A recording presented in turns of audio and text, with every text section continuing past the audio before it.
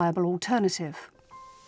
Copper cylinders quickly replace steel ones because, cost apart, copper has a number of advantages. It's strong, light and easy to handle. It's easy to shape and easy to join.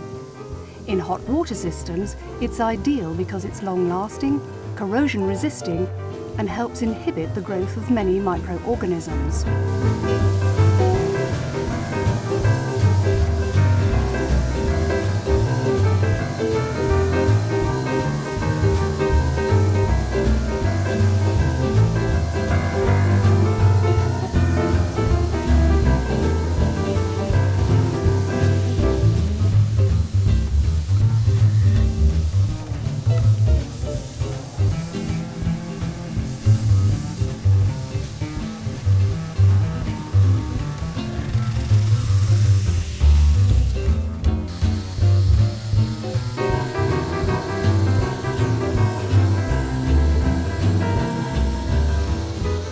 Early hot water cylinders could not be fed directly from the mains.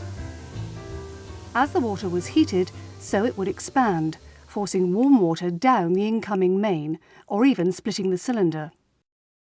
To get round this problem, the cylinder is fed from a storage tank, usually in the roof. As the water in the cylinder heats and expands, the level in the tank rises. If the immersion heater goes wrong and the water boils, it can discharge through the vent pipe into the tank and out through the overflow. The water could also be heated away from the cylinder in a boiler, often situated behind the fire. An early back boiler was basically a cast iron tank heated by the flames. The hot water would slowly rise to the cylinder through copper or lead pipes.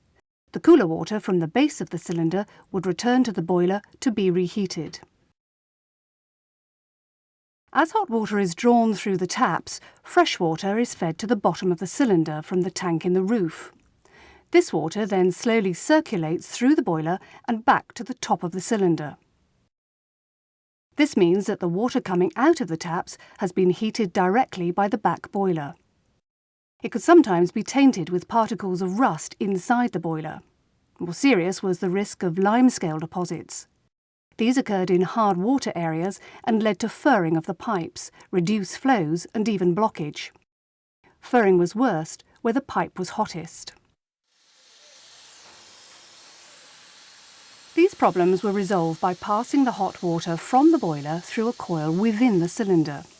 This keeps the water in the boiler circuit separate from the tap water. This is called an indirect cylinder.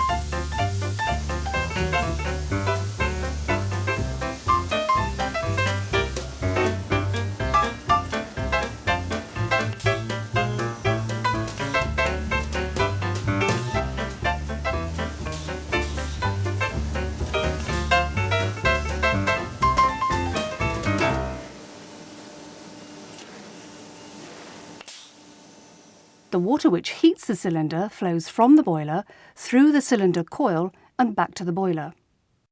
Other than when it leaks or is drained down, this same volume of water just goes round and round and round. The risk of limescale is minimised because the water is not constantly replaced.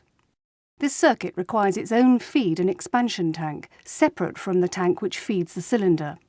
This avoids the risk of any contaminated water coming out of the taps. Add an extra loop of pipework and connect a heated towel rail or a couple of radiators, and you've got the beginnings of a modern central heating system.